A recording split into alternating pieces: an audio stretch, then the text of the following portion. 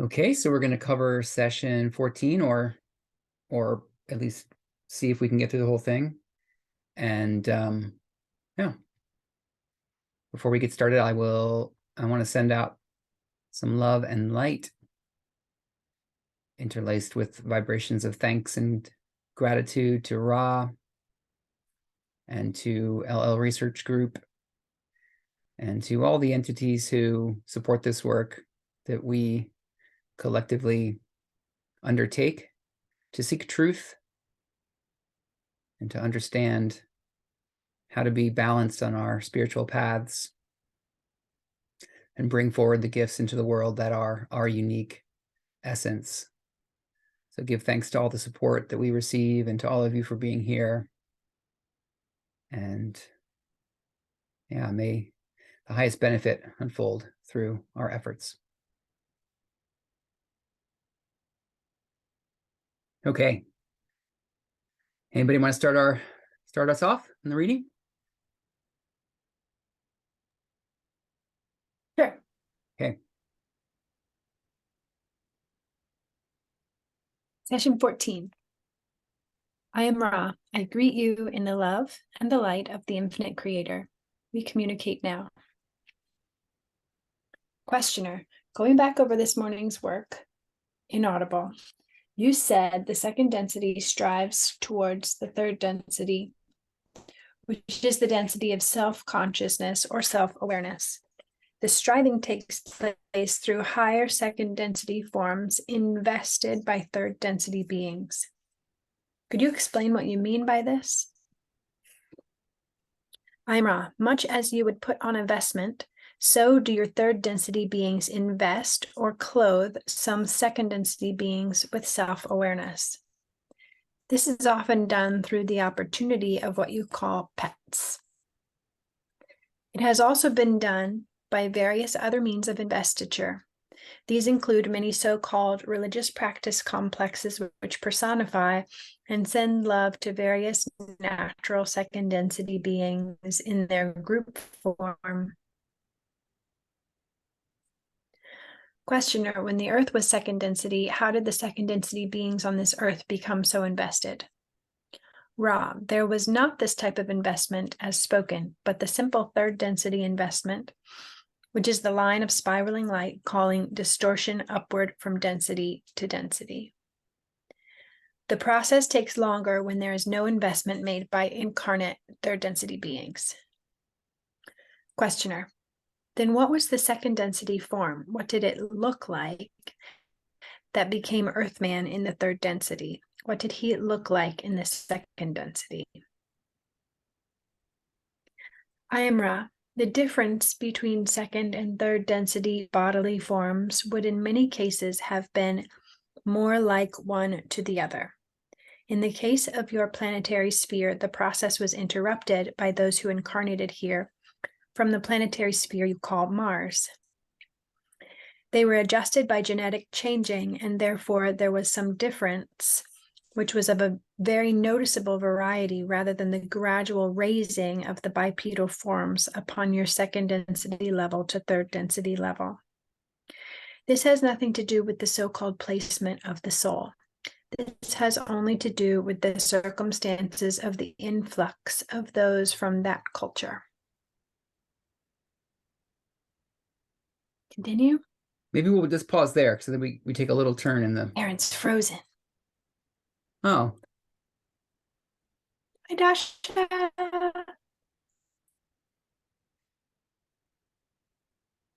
Am I frozen still?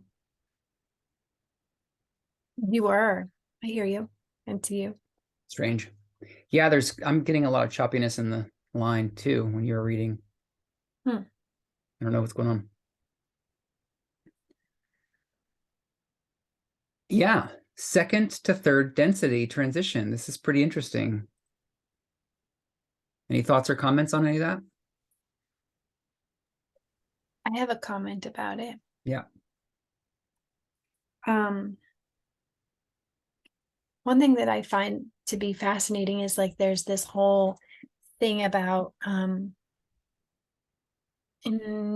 sort of like Bible thumpers or like people who are hardcore Christian, and like opposed to evolution. That didn't happen. God said, the people were just formed. God made the people. And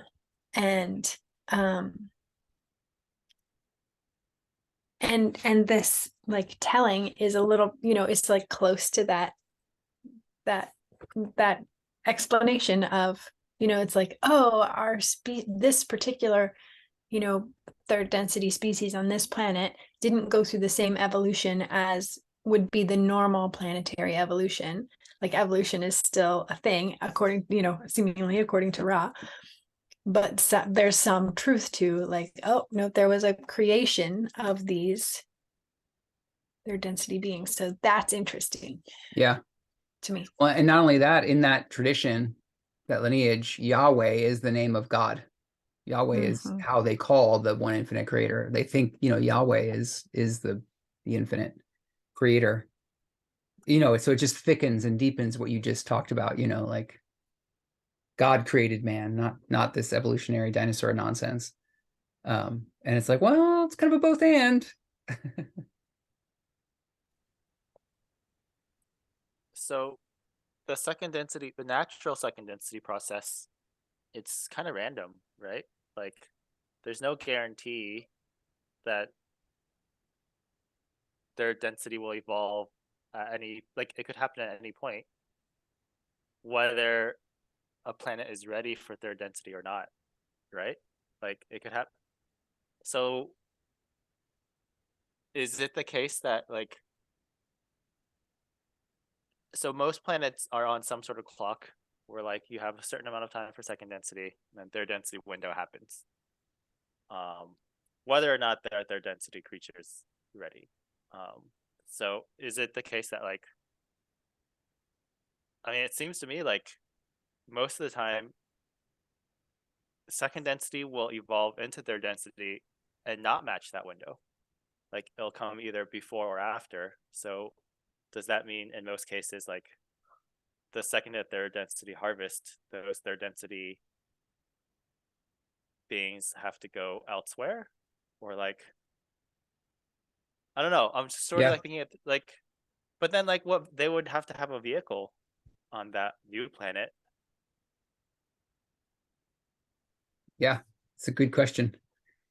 They don't as far as I know, Rod never really, gives an answer to that particular question. But the way that I make sense of that question is it seems really easy for spiritual beings to just hang out in the inner planes, what Ra calls the inner planes of a planet. So maybe during second density, if animals or plants or second density entities, whatever, graduate, become self-aware, they could just hang out until the Earth is ready to sort of sponsor and support that kind of experience. Because the way I imagine it is that if the planetary sphere has not yet potentiated its third density sphere or its third density, it's not ready. It's actually not ready to host that kind of life in space-time yet. There isn't yet the energetics for it. And so they would just have to those entities would just have to hang out and wait in the inner planes until the space-time, energetics are ready for self-aware conscious beings. That's kind of how I make sense of it. And I agree, I think that it happens now. I'm pretty sure, especially from what Ross says, that second density entities are even now still just graduating whenever they're ready. So then my question is, okay, so if they later in the material, they talk about the cats, they were with LL group and that they were harvestable. 2 of their cats were harvestable. And that once they went to the next incarnation, they'd be third density entities. So do the cats become humans? Because this planet has the human form as the third density vehicle, would a feline entity would they just become a human because that's the vehicle that's available for third density? That's my big question is is there a cat planet? Yeah, is there a cat planet? I'm sure there's a cat planet. I'm sure there's a cat planet somewhere. I mean, not sure, but I imagine there is. But that's not what's up here. So do they just kind of take whatever body forms are available for a third density experience?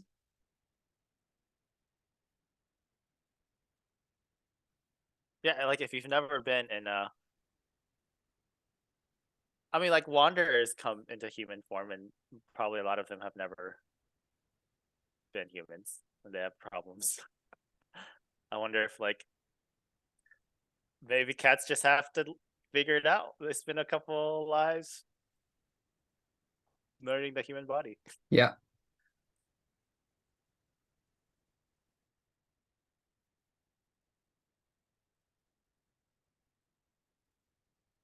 Yeah, I the other, don't know, but I kind of assume that that we tend to stay on one planetary experience for a while, because I think Ra has specifically said and pointed out when that isn't the case.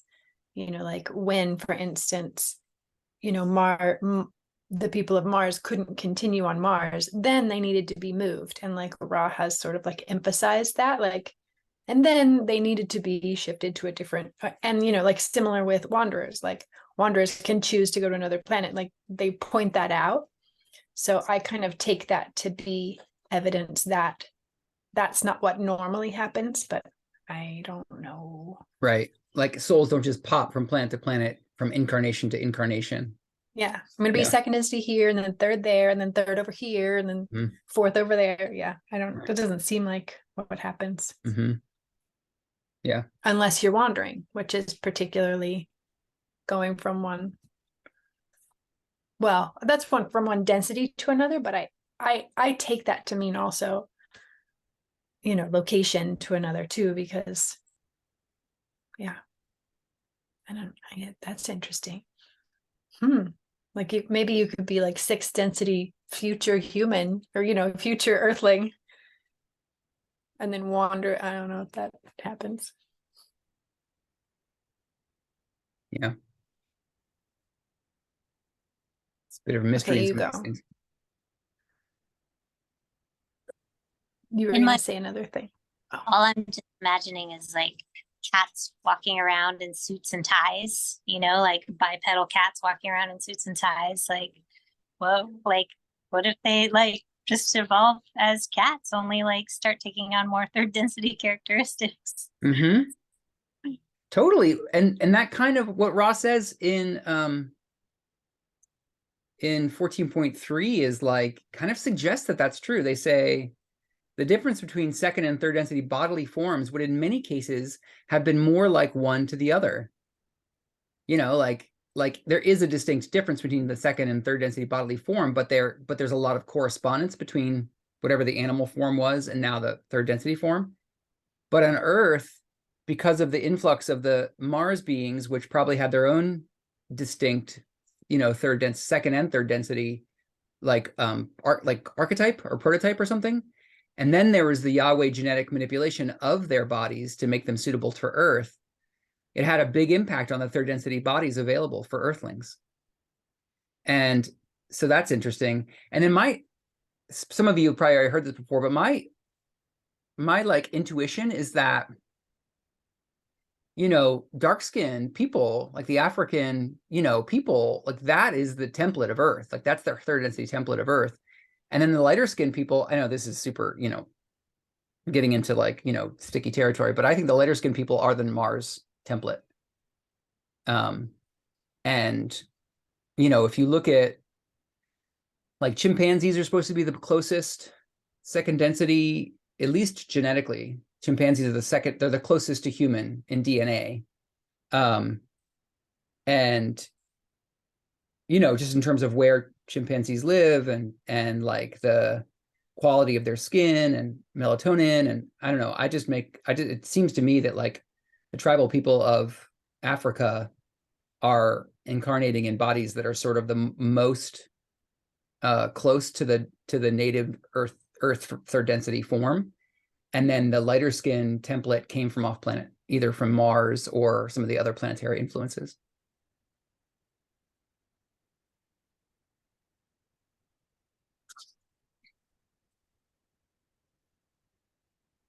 But who knows? Yeah, I mean, it That- makes sense to me. Go ahead, Amanda. Yeah, that part in 14.3. I am curious about the I guess what well, I interpret that as some sort of like genetic manipulation from Martians into Earthlings. And then we're all like, I guess, descendants of that in some way, or some people more than others. Like, yeah, I guess it's been talked about a lot throughout the book, but I'm just a bit more curious about that. Like, you know, who's and how do we know like what's actual like human versus like I guess interplanetary hybrids. Yeah. Yeah. Well, one of the things that I think I picked up somewhere, I can't remember exactly, but related to what Aaron was talking about, I think I picked it up somewhere in the raw material that that it wasn't just or at least inferred that it wasn't just like African indigenous, but there were some other indigenous races as well. Like I somehow got the idea that there were some Native Americans or native to the Americas, and also like native to Australia. I don't know. I got the impression that there were some native people, native strains and lineages. And one of the ways that makes sense, or like I can make sense of that in my cognitive reckoning, is like factoring in the war tendency that came from Mars, and I guess also Maldek, and that seems to have been cultivated on this planet by the races that are predominantly other than those that are indigenous. A lot of white bodies carry the imprint of war, perhaps genetically. Anyway, so that's one of the ways that my brain makes sense of that, and kind of buys into like, oh yeah, I could see that, that theory, that could be true. Yeah. And Sean dropped a thing in our chat. Do you want to say anything about it?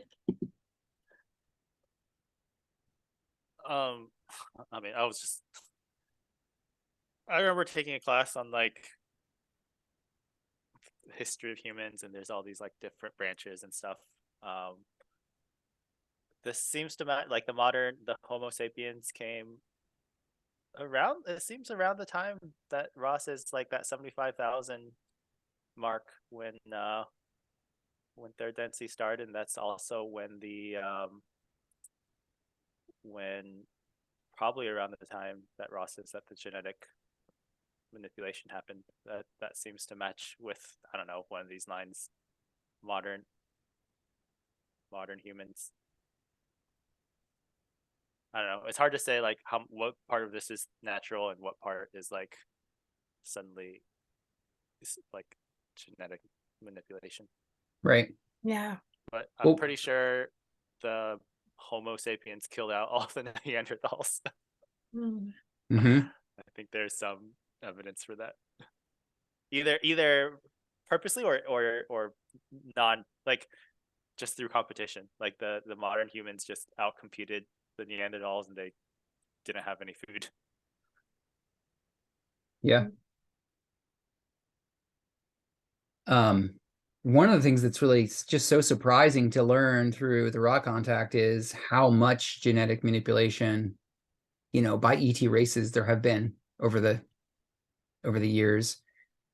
I mean, so just from the get-go, there's the influx of the Mars race, which they went through what seems like a pretty significant genetic manipulation of their body type to adjust them for Earth, and also to adjust them so that they would be more capable of grasping the spiritual journey. So it wasn't just like, oh, we need to adjust the Martian template to, because it's in a, you know, because Earth is in slightly different conditions than Mars was.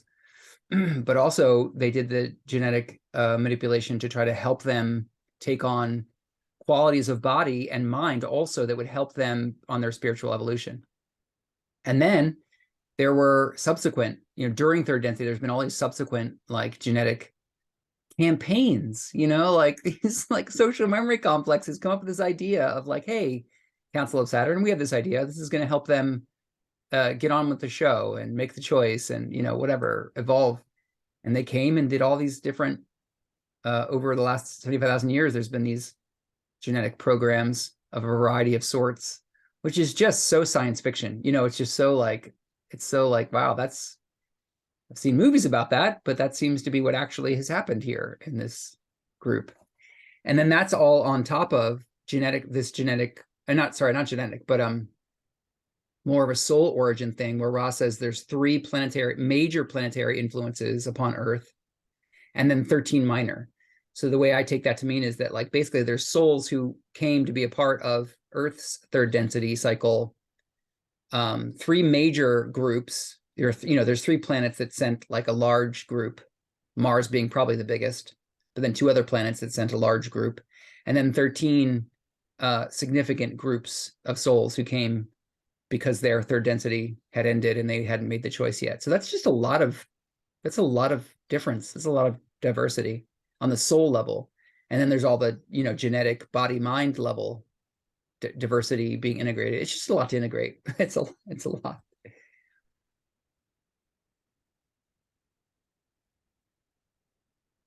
So, you know, speaking of melting, you know, the idea of the Americas or the melting pot, it's like, well, Earth on a cosmic level is a melting pot also. And it creates for intensive lessons for sure, seemingly.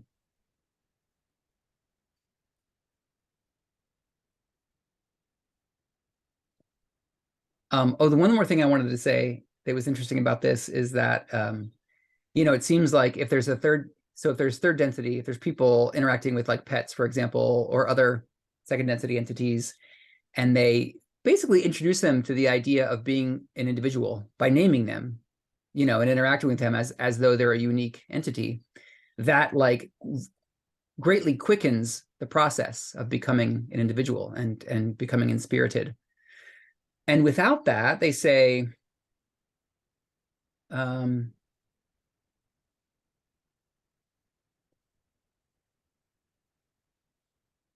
here in 14.2,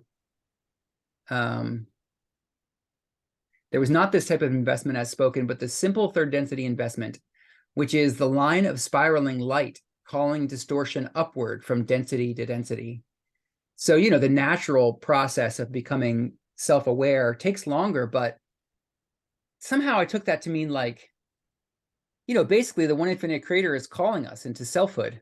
You know, it's calling us up like that. There's this magnetic metaphysical draw upward through the densities that's like in and of itself doing the investment of the second density entity. Like, you know, like there's this natural drive to become co-creator, you know, become capable of contemplating the self, you know, which is the purpose of third density. So that was just kind of interesting, the upward spiraling. Yeah, I think there's a natural inclination to become less distorted. You know, that there's the distortion of, you know, the forgetting and the seeming separation. And there's a naturally like returning to rest, you know? Yeah, right. Yeah, we do in the Secret of Light study group, we do a ton of bringing in concepts from the Law of One, but we don't often bring in concepts from the Secret of Light here. But one of the things that Walter Russell talks about is God has 2 desires. There's 2 desires that create the universe. The first desire is to experience its infinite self, and the second desire is to be one. And they kind of oppose each other. Like the 2 desires is what in my blending of these 2 teachings is what creates the upward and downward spiral. The upward spiral is the desire to be one. The downward spiral is the desire to experience. and those two forces are constantly interplaying at every level of the creation, in us, in every atom, in everything. There's the two interpenetrating spirals, which is what creates the illusion.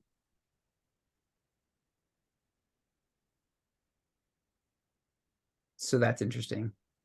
That's interesting. So there's something interesting for me that relates to inquiry, that is like sometimes in the space of inquiry, there's like, oh, there's this part of my experience that I want to heal and resolve. And like a lot of times, paradoxically, I think in order to heal and resolve that thing, we need to like accept that thing for what it is, like, you know, like pattern.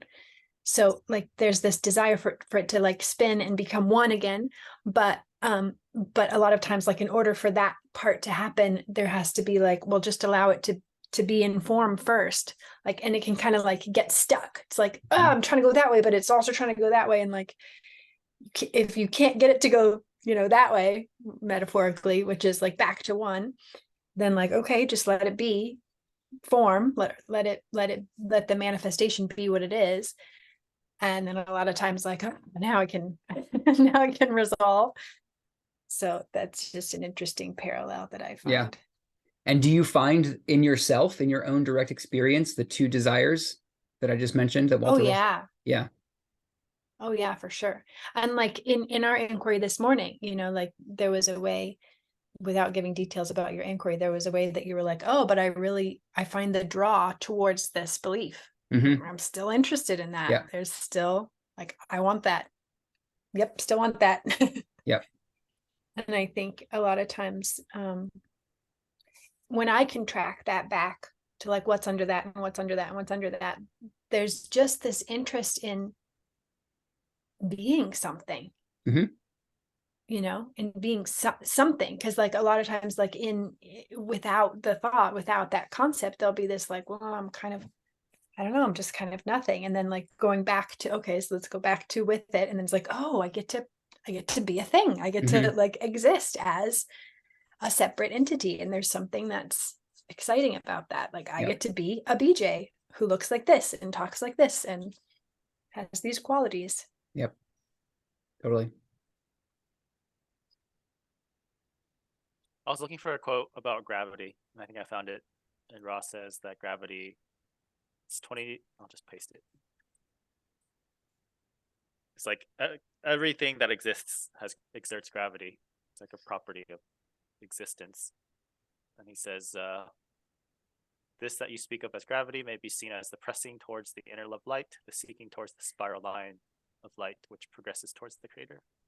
This is a manifestation of a spiritual event or condition of livingness.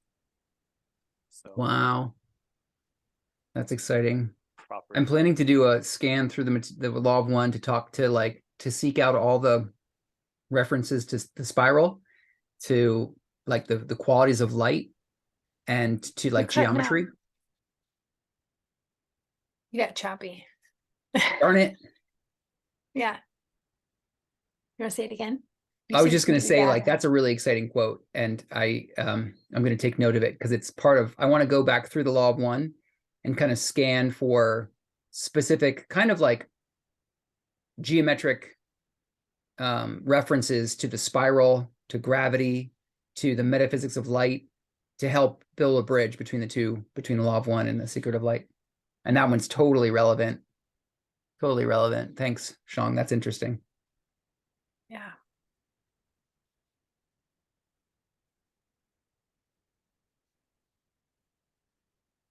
Okay, shall we continue on in the reading? Yes. 14.4. I can read. Okay. I understand from previous material that this occurred 75,000 years ago.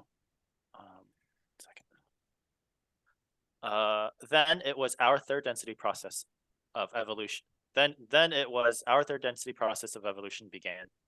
Can you tell me the history, hitting only the points of shall I say, that occurred within this 75,000 years, any particular times or points where the attempts were made to increase the development of this third density? I'm Ra. The first attempt to aid your peoples was at the time 75,000. This attempt 75,000 of your years ago has been previously described by us. The next attempt was approximately 58,000 of your years ago, continuing for a long period in your measurement, with those of Mu, as you call this race, or mind, body, spirit, social complex. The next attempt was long in coming and occurred approximately 13,000 of your years ago, when some intelligent information was offered to those of Atlantis, this being of the same type of healing and crystal working of which we have previously spoken. The next attempt was 11,000 of your years ago. These are approximations, as we are not totally able to process your space-time continuum measurement system. This was in what you call Egypt, and of this we have also spoken.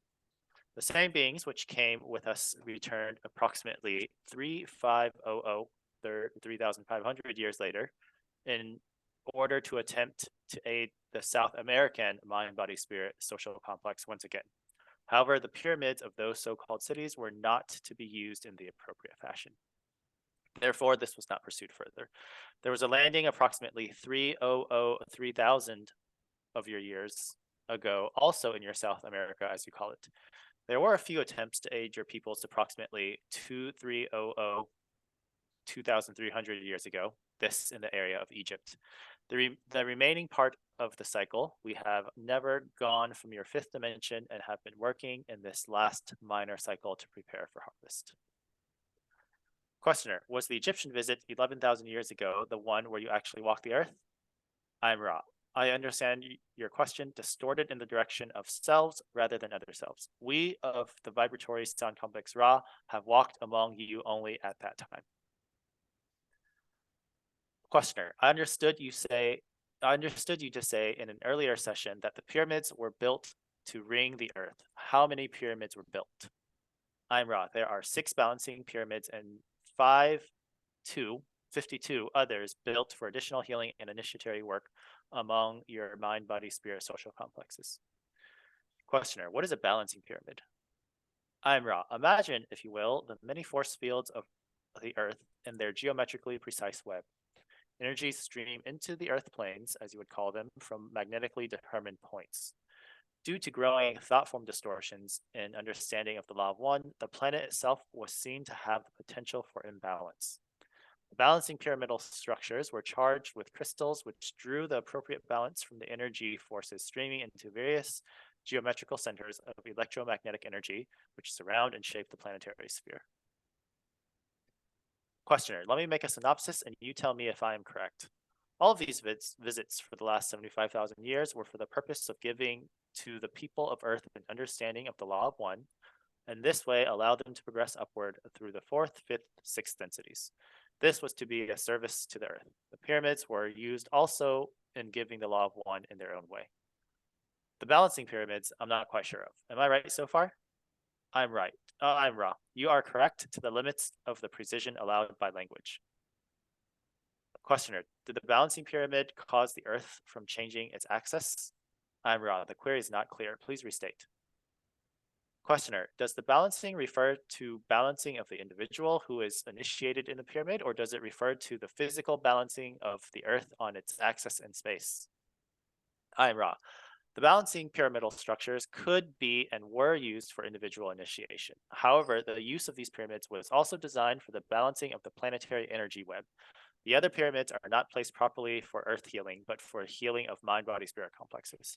It came to our attention that your density was distorted towards what is called by our distortion understanding of third density, a premature aging process. We were attempting to aid in giving the mind, body, spirit complexes of third density on your planetary sphere more of a time-space continuum in one incarnation pattern in order to have a fuller opportunity to learn, teach the ways, the laws or ways of the primal distortion of the law of one, which is love. Questioner, I will make this statement. You can tell me if I'm correct. The way I understand it, the balancing pyramids were to do what we call increase the lifespan of entities here so that they would gain more wisdom of the law of one while in the physical at one time. Is this correct? I'm Ra. This is correct. However, the pyramids not called by us by the vibrational sound complex balancing pyramids were more numerous and were used exclusively for the purpose above and teach learning of healers to charge and enable these processes. Shall I keep going? Yeah, let's do the Georg Van Tassel stuff. Okay. Questioner. George Van Tassel built a machine in our western desert called an Integratron. Will this machine work for that purpose of increasing the lifespan? I'm Ra. The machine is incomplete and will not function for the above mentioned purpose.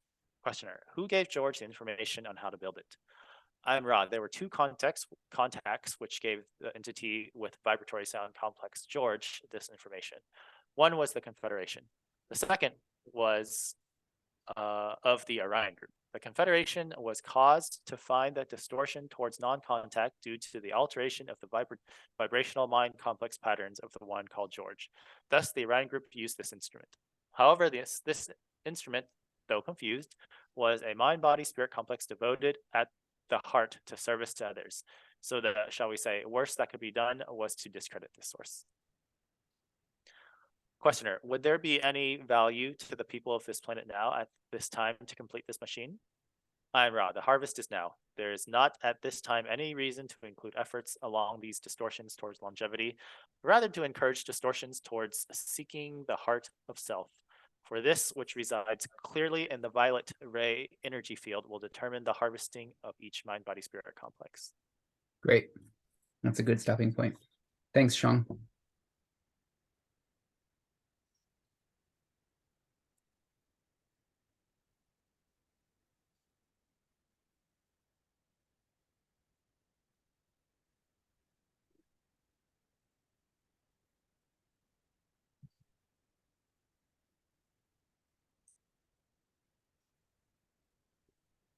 Any questions or thoughts about any of that?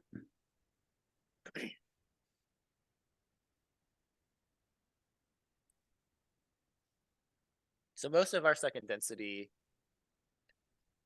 animals, the longest second density animals, well, animals don't live that long. I guess turtles live, and birds live like 100 years. Trees live a long time. Mm-hmm. And then you hit their density, and then you're supposed to live 1,000 years, I guess. 900. 900. And then if a couple generations go by and nobody's making progress, you suddenly live shorter. Somehow, there's some mechanism in place where if you don't make progress, your lifespan decreases. Mm-hmm. Because you're not integrating the lessons. What is the purpose? There's some purpose in that, right? Like you're getting all this catalyst that you're not integrating, and therefore you need time between lives to integrate it. Is that what's going on? Like you're not processing it, so therefore That seems right. that's why it's getting cut short. And now Yeah. it's cut short so much that like nobody's making any progress at all. Yeah, it's a bit of paradox, isn't it? It does seem like that whatever the function, whatever the metaphysical principle in place that shortens the lifespan is purposeful, is to help evolution along. And yet it also seems like from the perspective of higher density beings, there is also the observation that the lives are too short on Earth to make good use of, to make maximal use of the catalyst. So yeah, it's a little bit of a paradox.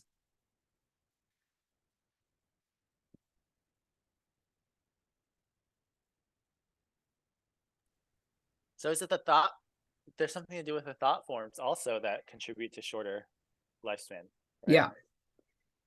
This might be the key, because Don's question about the balancing pyramids is like, Don was asking, do the balancing pyramids help, like, kind of like the physical balance of the earth, you know, like the axis of the earth and like the, you know, the physical. And I think Ra's answer suggests that no, in fact, the balancing pyramids were like working upon the energetic web of the earth in order to try to create more harmony. Because in another session, the reason Ra gives a few reasons why the lifespan has been reduced so much over third density. But the primary reason, as I understand it, was like disharmony and bellicosity in the social collective. And so it seems like the balancing pyramid, instead of actually, you know, balancing physically the earth, they might have been intended to balance the energetics and the sort of like the harmony, you know, balance the sort of like collective mind, the nascent social memory complex of the earth, in order to affect lifespans, not by healing individual bodies so that they could live longer, but by addressing the disharmony in the collective mind of the planet. Which is so fascinating that could happen, or like what I seem to make of it is that it's so fascinating that could happen through the physical grid of the earth. Like pyramids on the earth can help to balance our thought complexes, or like how we interact with the law of one, which I take to mean the truth of oneness. Yeah.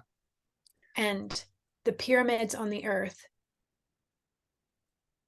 can change our experience of thinking.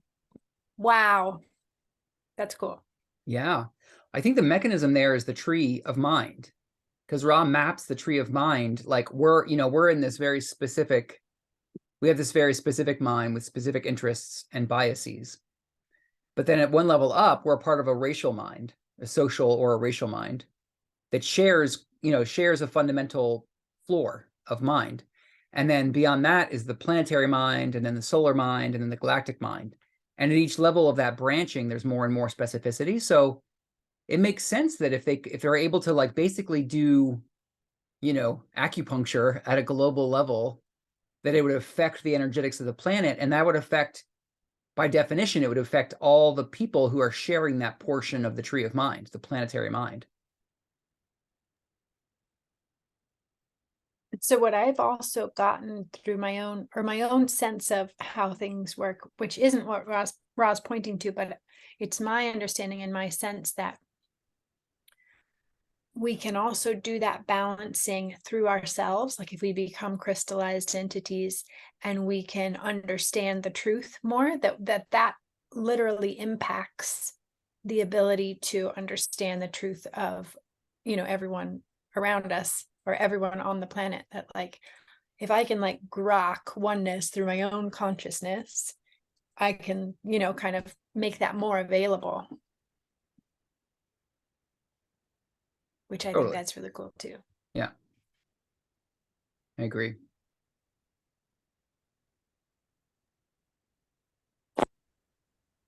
I appreciate what you just said about it being like almost like there's like acupuncture, like the pyramids being acupuncture. Because for then I was thinking like, okay, well, where are these?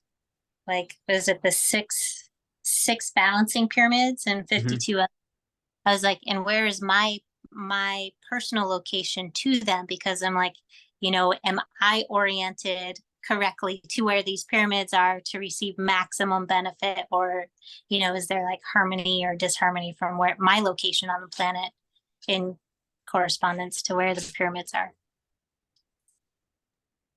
Yeah. But yeah, but if they're there to balance and harmonize the whole planet, then everywhere you are on the planet would receive that harmonization as well. Right. I think so. Like at the subtle level. Yeah.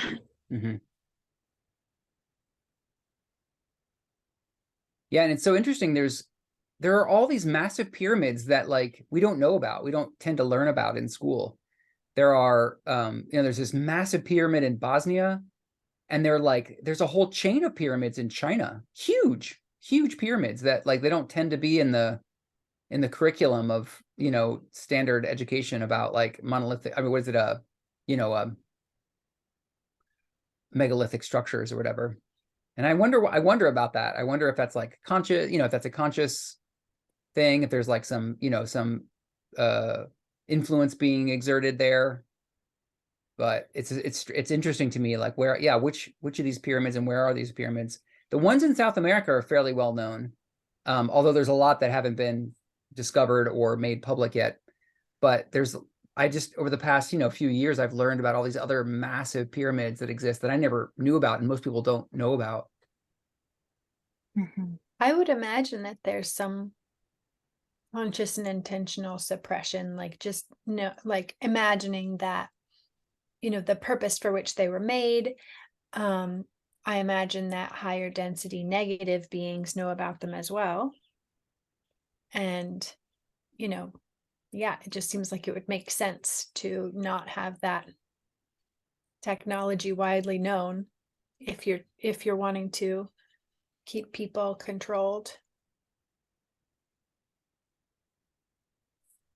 Yeah. It does make sense.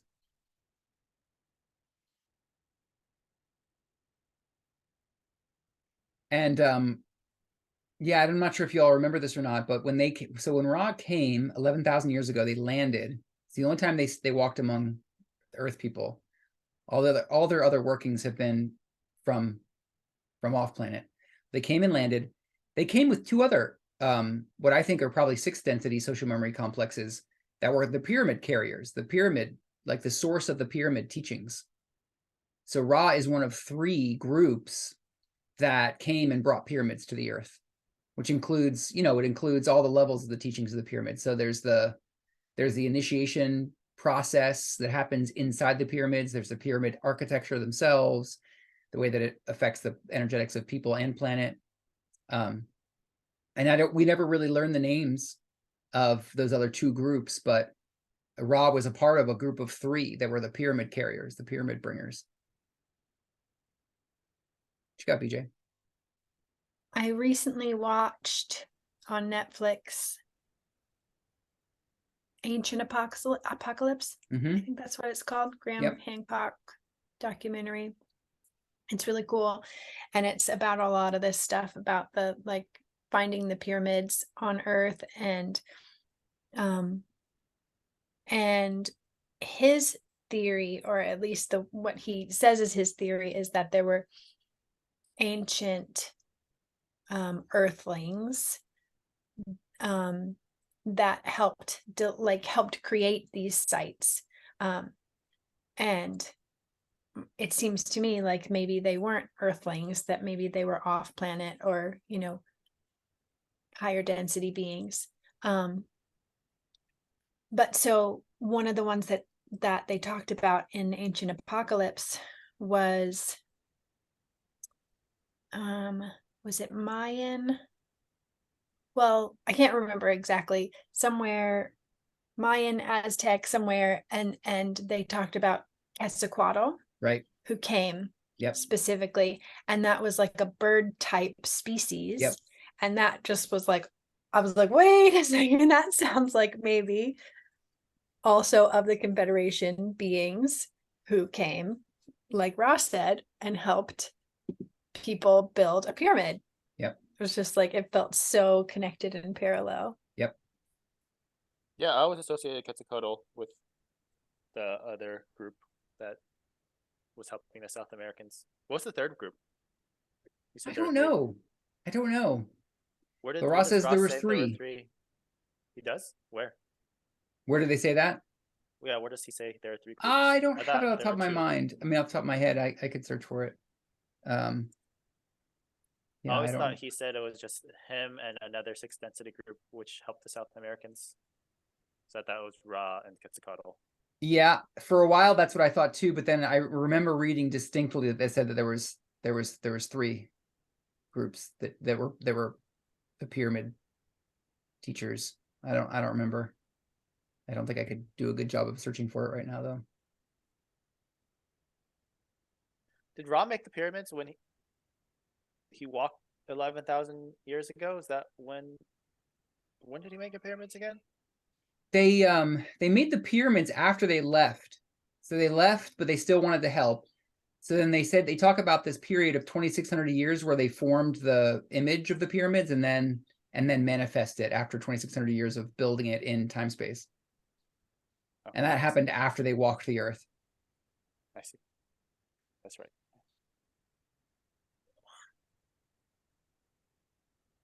Yeah, and then of course in both cases in Egypt and in South America, there were those that used the power of the pyramids for negative aims, you know.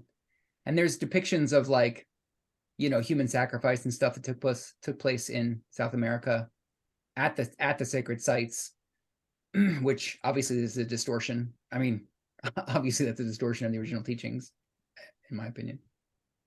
That's don't an know. oops. We don't know which which of the pyramids are balancing pyramids, right? Is the Great Pyramid of Giza one of them? We don't know. Yeah, they don't really ever clarify that as far as I know. Okay. And I also, you know, I don't think we know, I'm not sure if anybody has an accurate count of how many like large pyramids, you know, megalithic pyramids there are because of the, you know, because of the lack of transparency. But it sounds like Ross says there's 6 balancing and 52, you know, kind of teaching 58. That sounds about right. That sounds like I mean, I don't know. And I you know, who knows? Maybe there was lots of other pyramids that were built after those original ones were given by the Confederation, kind of, you know, copying the form. That seems perfectly reasonable. So maybe there's more than that. I guess there are a lot in South America. There's a lot of step pyramids. Have any of you been to visit a pyramid? Any of these pyramids? No. I've just seen some in Mexico just from the outside. I've never been inside one. Yeah. But I've climbed to the top of some of the steep steps and looked out. Yep. Yeah. Same. I've been to one in yeah, it was Mexico too. Oh no, it was in where did we stop that one time? Was it Palenque? Is that in Mexico? That is. We were in Mexico, wherever it Yeah. was that you went to a Yeah. pyramid, that was Mexico. Which is not South America. Right. Central America, yeah. Mm-hmm. Or I guess that's North America. Yeah.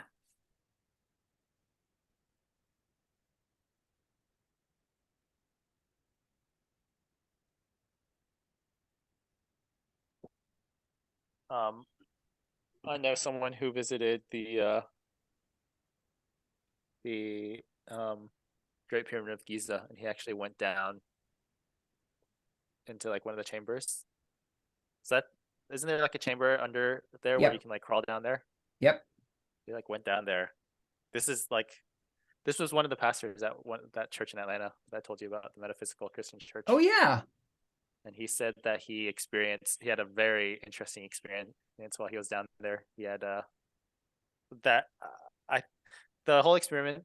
He said he encountered what he called a fear elemental, but I think he just basically experienced like the initiation thing where you feel like you're about to die. Mm-hmm. I think he experienced that while he was down there. Yeah. I mean, it wouldn't surprise me if he experienced an energetic imprint of some of the horrible stuff that was done there. You know, I imagine, because even Ross says that the negative working that took place there kind of detuned the whole instrument. And so I imagine it's still vibrating in the field there, all that stuff. And I think someone sensitive could pick up on it.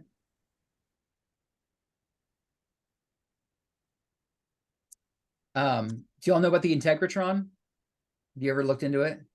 It's kind of interesting. No. I just dropped a link in the chat. There's still a website. People can go, like, you can go visit it and stuff. It's this dome-shaped building, but it's got this extra layer. So there's an architectural you know, interest, but then there's like this layer of, there's like this technology built into it. There's this, and I don't know it very well, but apparently, you know, George Van Tassel was getting the download from the Confederation. He got detuned as an instrument, And he didn't have the right training to keep the channel clear. He got detuned, and then the channel got hijacked by the Orion group and like derailed the work to bring this tech through. That's Yeah. It looks, I've never looked at it before, but it looks similar to the Light Center it here does. in Black Mountain. Yeah, the Light Center is a geodesic dome, and this is more of a ribbed, vaulted dome. But yeah, it does. It's got 2 levels, and it's very similar.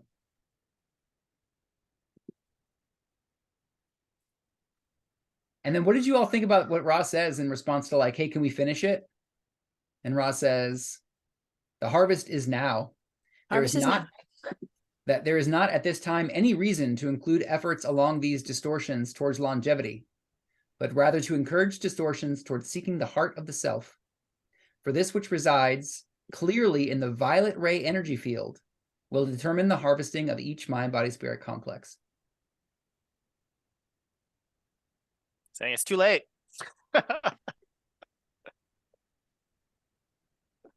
That's not your work now. Yeah.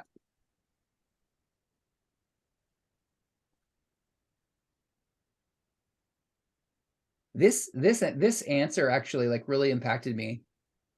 The harvest is now. It's like, I mean, but then like, why did the Confederation help them build it? I'm looking at this. It was built in 1960, right? It was like right. 20 years earlier. Right. Well, remember, I mean, part of what I make of that is that like there's some pretty differing opinions about what's going to be helpful to Earth among the Confederation. I mean, Yahweh was a part of the Confederation and was like, oh, I know what's going to be helpful, to third density entities of Mars. Let's do this. And then others were like, oh man, that was a terrible mistake. So, they're not in consensus about what is the most helpful way to assist third density along. Also, it seems like every single attempt to help has failed. Yeah. I don't recall Ra ever saying like, oh, we did this and it actually worked. Yeah. Every single time he says that they did something, it ends with, oh, and it backfired. Yeah. Yeah, including the like the Tesla download. They gave, Tesla came as a wanderer to do things. And then I think Einstein got channeled information from Confederation. But there did seem to be this effort to like bring nuclear energy. The Confederation, part of their transmission was to bring nuclear energy, which really impacts me because I've taken on the impression that nuclear energy is really bad. But a lot of people say it's like the best possible thing. It's really and clear. I'm always like, I don't know about that. But reading the raw material seems to suggest that there have been Confederation entities who try to give Earth nuclear energy because it's like a clean source of, you don't have to burn fossil fuels and all that stuff. I'm like, oh, okay. I guess I need to loosen up about my my nuclear energy opinion. I mean, I basically formed it based on like the tragedies of when it fails, when the containment fails. Like it's so devastating. Seemingly.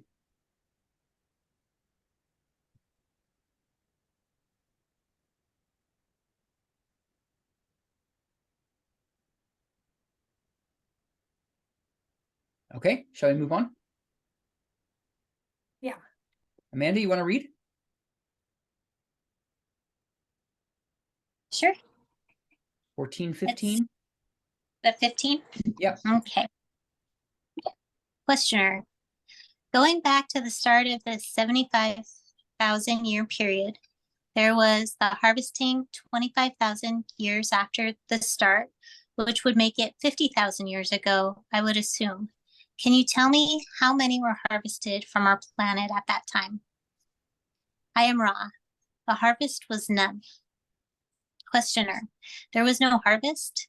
What about 25,000 years ago? Was there a harvest then? I am Ra. A harvesting began taking place in the latter portion as you measure time-space of the second cycle, with individuals finding the gateway to intelligent infinity.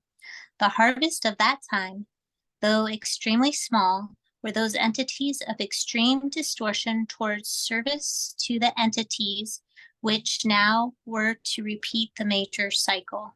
These entities, therefore, remained in third density, although they could, at any moment, present nexus, leave this density through the use of intelligent infinity.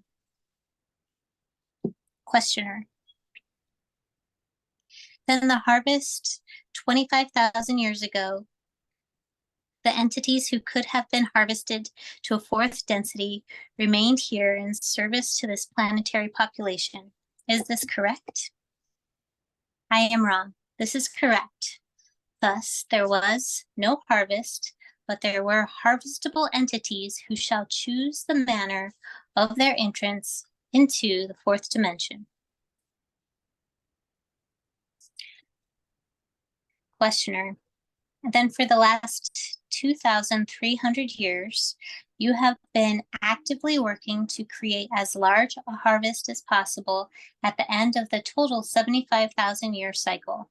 Can you state, with respect to the law of one, why you do this, just as a statement of your reasons for this? I am Ra. I speak for the social memory complex termed Ra. We came among you to aid you. Our efforts in service were perverted. Our desire then is to eliminate, as far as possible, the distortions caused by those misreading our information and guidance. The general cause of service, such as the Confederation offers, is that of the primal distortion of the law of one, which is service. The one being of the creation is like unto a body, if you will accept this third density analogy. Would we ignore a pain in the leg, a bruise upon the skin, a cut which is festering? No. There is no ignoring a call. We, the entities of sorrow, choose as our service the attempt to heal the sorrow, which we are calling analogous to the pains of the physical body complex distortion. Do you want me to keep going? Sure. Yeah, if you don't mind. Yeah. At what density level is Ra? I am Ra. I am 6th density with a strong seeking towards 7th density. The harvest for us will be only approximately 2.5 million of your years, and it is our desire to be ready for harvest as it approaches in our space-time continuum. Questioner. And you ready yourselves for harvest through the best service you can provide. Is this correct? Ra, this is correct. We offer the law of one, the solving of paradoxes, the balancing of love, light, and light, love. Questioner. How long is one of your cycles? I am Ra. One of our cycles computes to 75 75 million of your years. Questioner. 75 million? Ra, that is correct. Questioner. In your service of giving the law of one, do you work with any planets other than the Earth at this time, or just Earth? I am wrong. We work only with this planetary sphere at this time. Questioner, you stated that you were called by 352,000 Earth entities. Does this mean that this number is the number who will understand and accept the law of one? Am I correct? I am wrong. We cannot estimate the correctness of your statement, for those who call are not in every case able to understand the answer to their calling. Moreover, those who were not calling previously may, with great trauma, discover the answers to the call nearly simultaneously with their late call. There is no time-space in call. Therefore, we cannot estimate the number of your mind-body-spirit complexes, which will, and your space-time continuum distortion hear and understand. Okay, let's stop there. Thanks, Amanda. Mhm.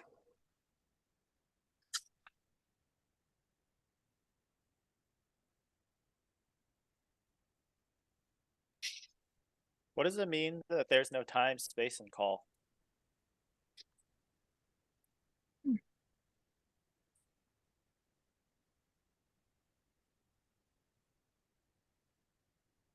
Yeah, any thoughts on that? I have some thoughts, but I want to see if anyone else does.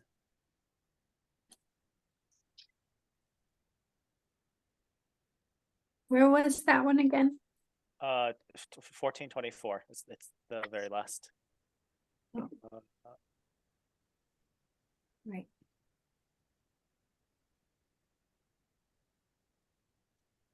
I guess it's where Ra is and sixth density. They're outside of time as we understand it. yeah, that's right. So, so for them, it's all present. So it's all just like the calling is always happening, even though we see time as linear. So we think of, I don't know, we just see it differently. Mm-hmm. And it might, yeah, I agree with that. That feels like a really big insight. And I also think that the dynamics of calling, what they call calling, involves time space. And in time space, the dimensions are flipped. It's like it's not linear over there.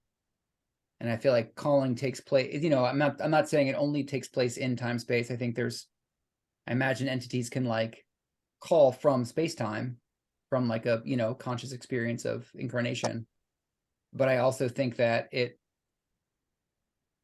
involves and synchronizes with the portion of us that exists in time space, which basically just means like I think that we use our conscious minds most centrally in our experience of navigating space-time, and time space has more of a correspondence with our subconscious minds. And I think we can call from either. I think we can make a conscious call, which is like, if we pray to God for something, that's like a very distinct calling. But I think that like as we are going through our experience, we're constantly sort of calling, like at some level below the conscious mind, we can make a call. And I don't know, I think that when Ra said, so Don's question about how many entities, are calling Ra, that was from a previous session. Like, I don't know if that's like 352,000 entities that are like using Ra's name and call, and like praying to Ra or asking for Ra's guidance or something. Or is it just that those entities are, yeah, I'm not sure. I'm not sure if they're like, because I do think calls can come from our subconscious mind. And when they do, I feel like it's occurring more in time space. And in time space, there isn't the linearity of time that we experience.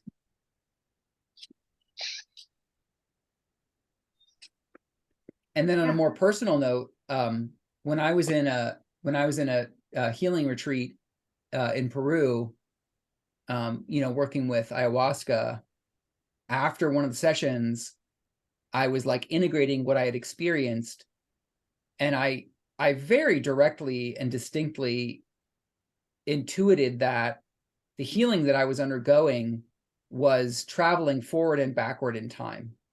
And it's hard to put words to it, but like I just was sure that like I was doing healing work with my father around that related to my father.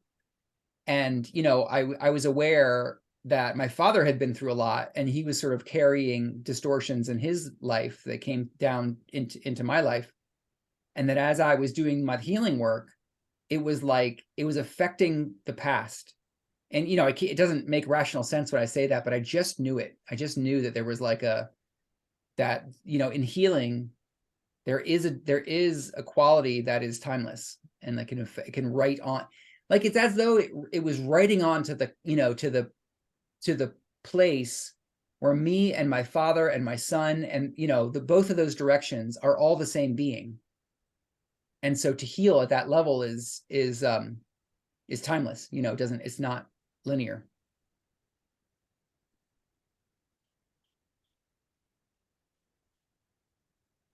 Yeah. I want to add something too. It seems like one of the ways that I read this is that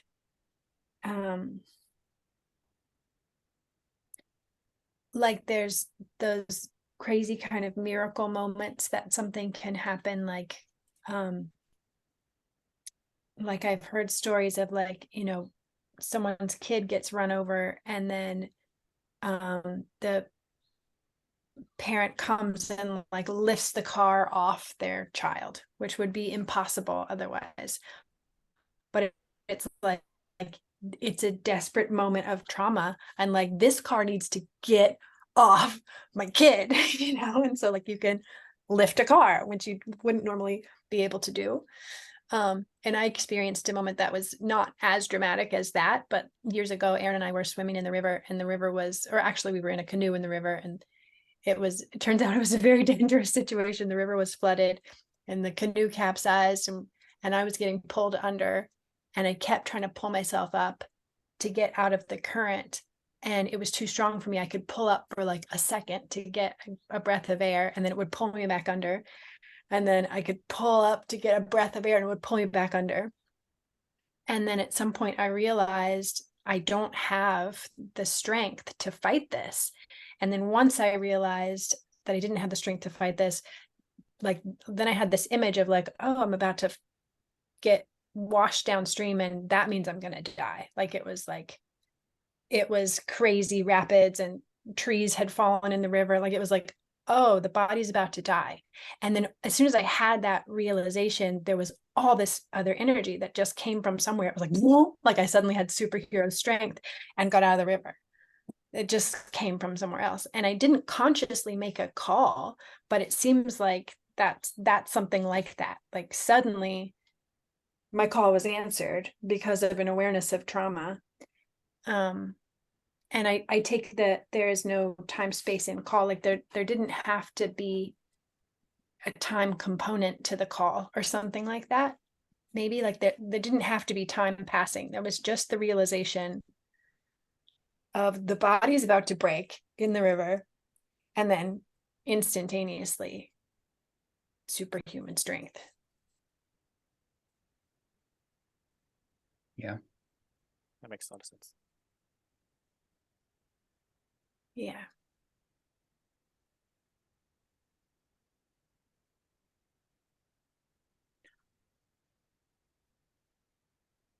I have a somewhat unrelated comment based off what you said, Aaron, about healing the past. Mm-hmm. So I've always been under the impression that the past is set in stone, right? It's happened. But after reading the book The One, I think that the past is not written in stone. I don't think from from the programming of the universe that the past is necessarily it can change. It can change. And the reason I say that is the density that we live in is one where entropy increases, which what that means is as time passes for us, things tend to become more messy. So what that implies is if we take a photograph of a I don't know, something that's gonna fall apart, I don't know, a person, whatever, it's a photograph, right? We can trust that that photograph is an accurate representation of what happened, because as time passes, what that was will eventually fall apart, and the photograph is a reliable memory.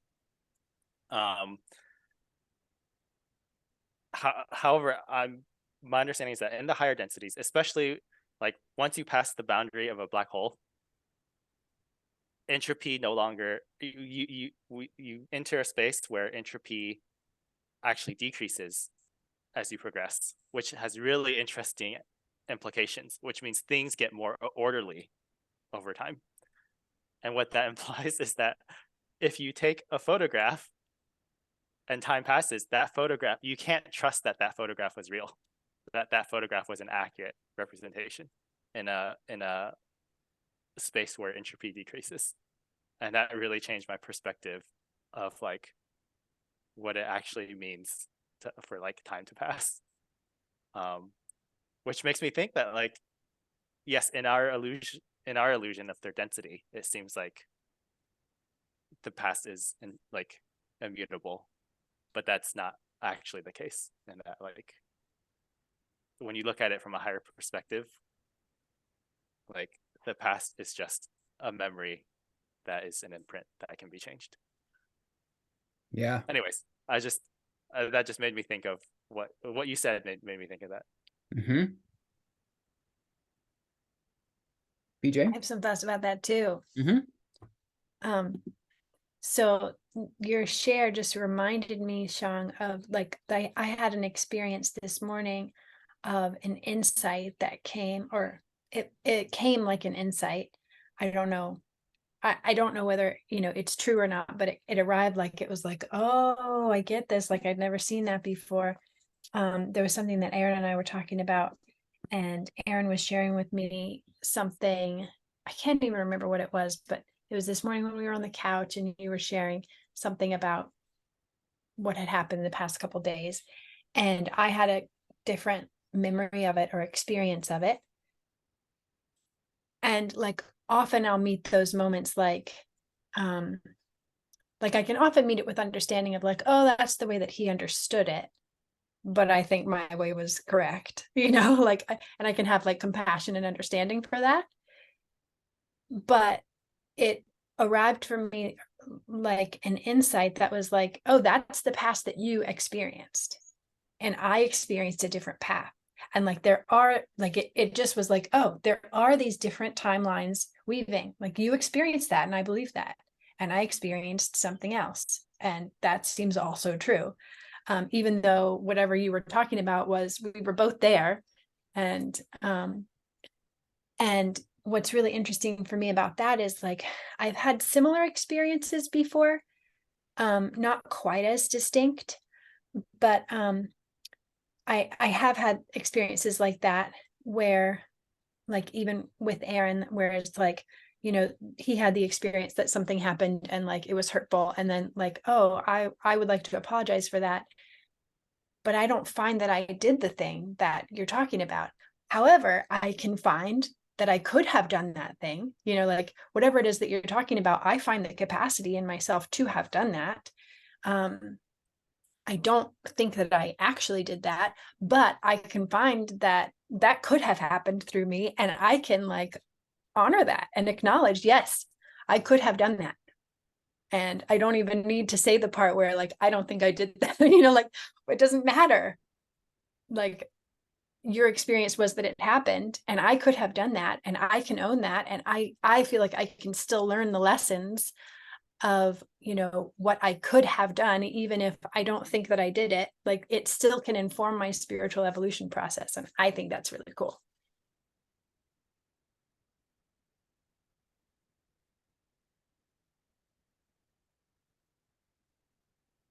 It certainly speaks a lot to your service to other nature. That's your experience. Well, yeah, service to other, but also like, I'm just hungry for evolution, like, I think, yeah, which I guess is service to other too. But sometimes it kind of feels selfish. Like, I just want to like, in a beautiful way, like, I just give me the lessons, like I want to be the most humble one because I like that, I really like what happens when I take responsibility for what, yes, I will own that because I like that. It's like, yeah, it serves you, but it serves me too, because it feels like so connecting. See, I'm going on a limb here, and I may be off on this, but I think that the quality that you're expressing, that's a part of your soul essence, is indicative of how it's possible for a sixth density entity. This is not at all a criticism, BJ, but I think that like when Ra designed their plans for the pyramid, you know, and to serve Earth in these particular ways, like it just, when I hear you talk about your experience and everything you just said, I'm like, oh, it kind of helps me, it gives me insight into why Ra could like think that giving the pyramids that's going to potentially have so much healing power for the planet could get so drastically distorted in application. Like their heart, I imagine, like, here's the connection. Like your heart is so driven, just naturally driven to evolve, you know, and to learn the lessons, right? All that stuff you just said. And I think it's the same with Ra. Like they're so driven to serve that, anyway, it feels like as I talk about it, it's coming out weird. It's coming out more like a criticism of either you or of Ra. I don't mean it that way, but it's really beautiful what you're saying. And somehow it makes me think of like Ra and other Confederation members kind of come forward, and their focus is on service or on evolution or on beauty. And then it gets implemented, and so much ugliness and so much, you know, backtracking or whatever distortion comes out of it that they just didn't intend. Yeah. Anyway, I don't know if any of that Yeah, because you have to know the darkness a bit to know how. If you never experienced darkness, you're not gonna know how they're gonna twist what you're doing. Exactly. Yeah. Yeah.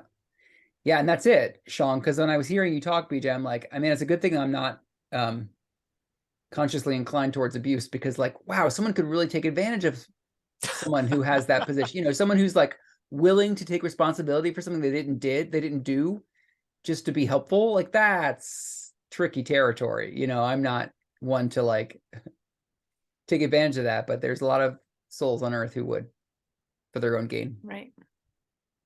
Yeah. Well, and I think I have experienced some of that, you know? Yeah. Yeah. Yeah. Yeah. So yeah, there are also like, there's some beings I don't do that with. Like, oh, this is not the person for me to own this. Mm-hmm. Yeah. Yeah. All right, let's see if we can get through these last few Q&As. I'll try reading, and hopefully my signal is stable enough for you guys to hear. Cool. 1425, questioner. How do you perform your normal service?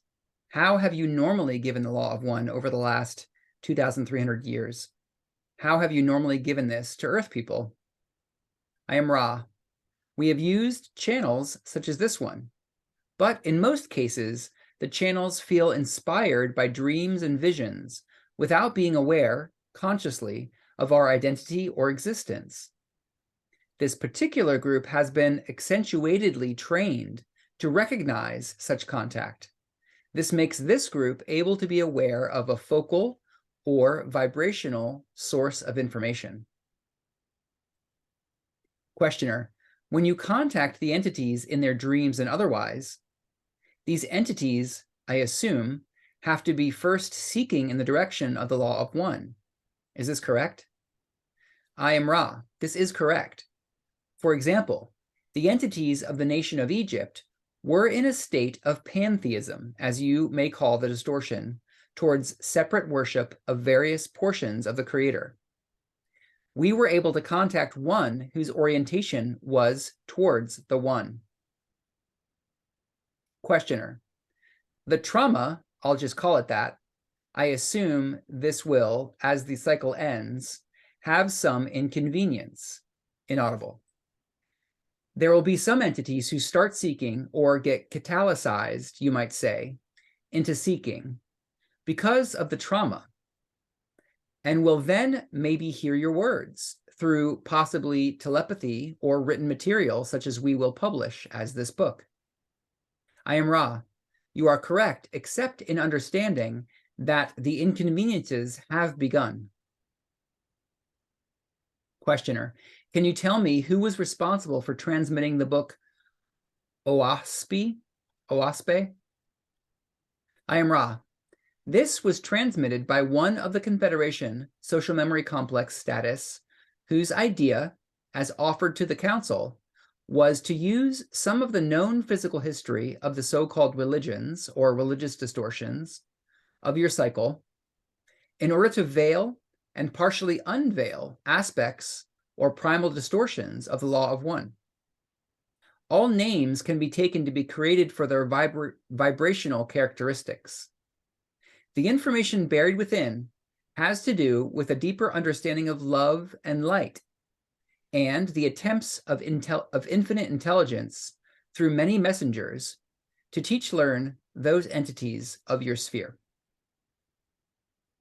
Questioner, have there been any other books that you can name that are available for this purpose that have been given by the Confederation? I am Ra. We cannot share this information, for it would distort your discernment patterns in your future. You may ask about a particular volume. Questioner, the Urantia book, which I haven't read, who gave that? I am Ra. This was given by a series of discarnate entities of your own Earth planes, the so-called inner planes. This material is not passed by the council. Questioner, the Edgar Cayce material, who spoke through Edgar Cayce? I am Ra. No entity spoke through Edgar Cayce. Questioner, where did the information come from that Edgar Cayce channeled? I am Ra. We have explained before that the intelligent infinity is brought into intelligent energy from 8th density, or the octave. The one vibratory sound complex Edgar used this gateway to view the present, which is not the continuum you experience, but the potential social memory complex of this planetary sphere. The term your peoples have used for this is the Akashic Record, or the Hall of Records. This is the last question which you may now ask. Questioner, is there anything that we can do to make the instrument more comfortable or help during the transmission? I am Ra.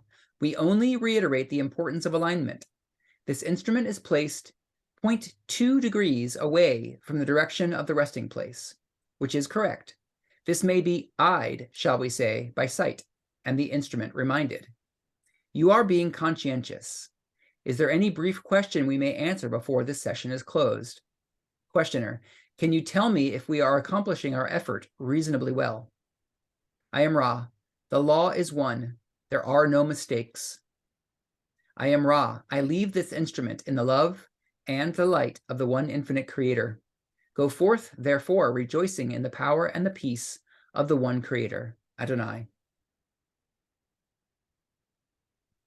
Oh, let's rejoice.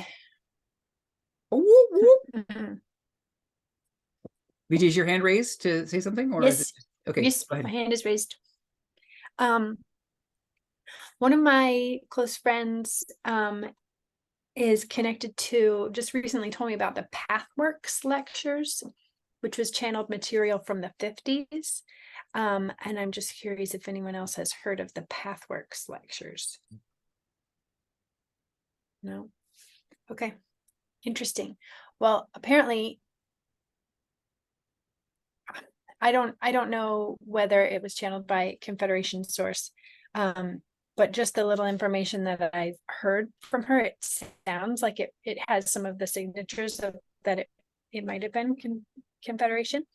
And then interestingly, it became like it got merged. The Pathworks lectures was just information, and it got merged with a physical practice.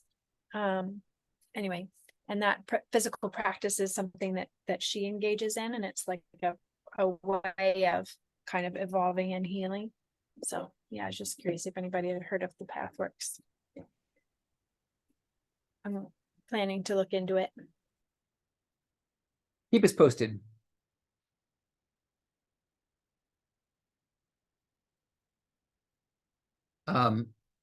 The very final, or the second to final statement that Ra makes. The law is one, there are no mistakes.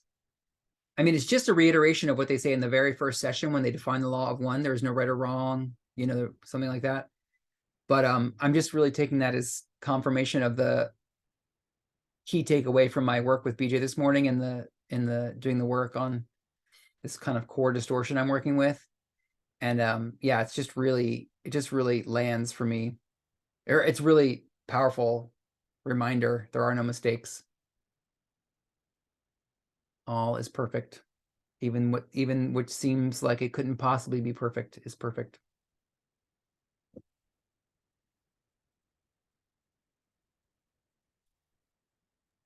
Yeah, and we can trust. That's one of the things that really comes through that for me. It's like we can trust all the unfolding.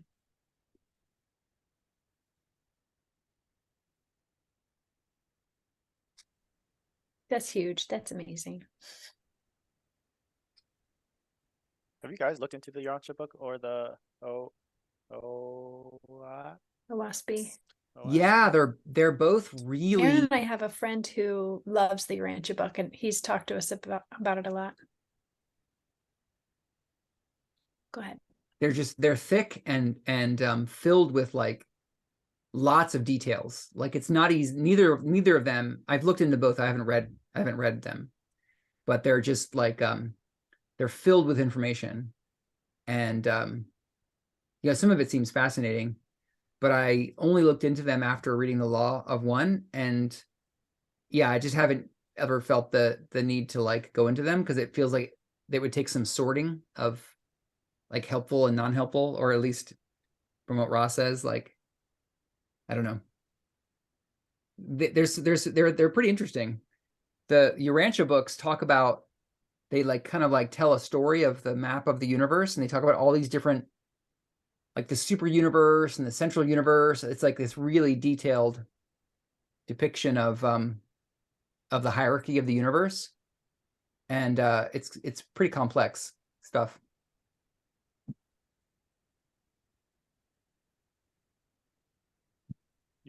You're a little choppy. I think we got most of it. Okay. I found it interesting. So like Uraja says, the Urantia book is it's not passed by the council. It's from the inner planes. Doesn't say anything about positive, negative. Did it strike you as generally good material? Like, I mean, like Ross says the Bible is full of mixed stuff. Like, what was the Urantia book like? Yeah, it seemed like overwhelmingly positive, and I didn't read enough of it to know. I didn't detect anything negative specifically. Okay.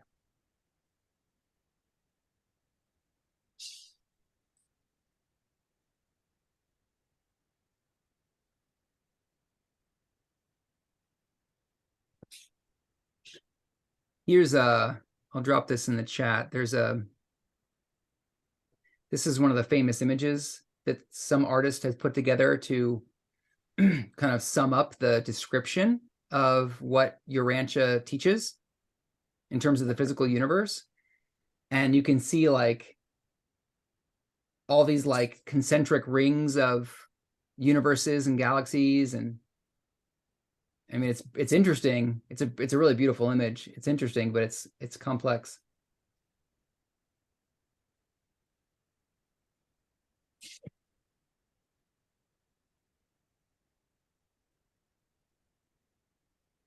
You know, and it's likely to me that it's describing the densities.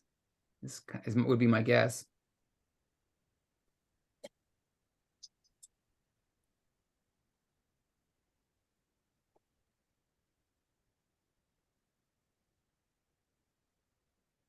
Oh, I couldn't hear you, BJ.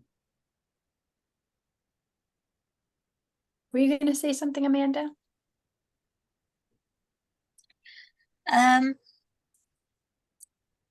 No, not really. I mean, I guess what's coming up for me is that it's just really cool that there's so many different ways to access information. You know, like through channelings, or like through tapping into the so-called inner planes, through tapping into the Akashic records or the Hollow records. It's like, is yeah, I just think it's so great that it's like this idea that we humans have so much access to just answering our questions beyond, just beyond like whatever's written or already known knowledge. And whatever we come up with, there are no mistakes. Oh, that's one thing I was going to say, which I think is really cool, is that just imagining what it was like back in 1981 when they were like deciding that they were going to write this law of one book, and how like what a big, like, I would have thought of that as being such a really monumental task, and I would have like put a lot of pressure on myself to get it right. Like I want to make sure to convey this information as clearly as possible. And like I kind of think that maybe that was going through their minds, and then to like have that confirmation, like no matter how it comes through, no matter what questions are given and how the answers are given, there are no mistakes, is like a little mind-blowing in a way. Like, you mean it's going to be right no matter what? Like, that's great. Yeah. Yeah, Ra talked about how can you guys hear me? Yeah.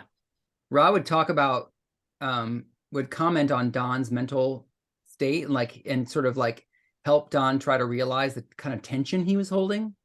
And I think that's it, Amanda. I think he was holding a sense of pressure, because as far as I could tell, like this, once they made contact with Rob, like that's why they came. And Don knew that at some level. He knew that, like, okay, this is the pinnacle. This is the culmination of why I came here. And I think he experienced tremendous amount of pressure that he put on himself to do it right. And I think it created a mental condition that, like, when they, in the first session, they tried to like test the different instruments, and like Don couldn't hear Ra because he was too stressed. He was too tense, just like you're saying, Yeah. That it had to come through the right way. Yeah, it had to come through the right way. But it came through. Thanks, Don. Thanks, Carla. Thanks, Jim. Thanks, Ra. Yeah. I'm so grateful. Thanks, Carla. Thanks, Jim. All right, y'all. We have passed the 5 o'clock mark, so we're Yeah, I'm grateful for the study group. Me too. Thank you. Thanks to each of you. Enjoy your weeks. We'll see you next time. Thanks, guys. See you next time. Bye-bye. Bye.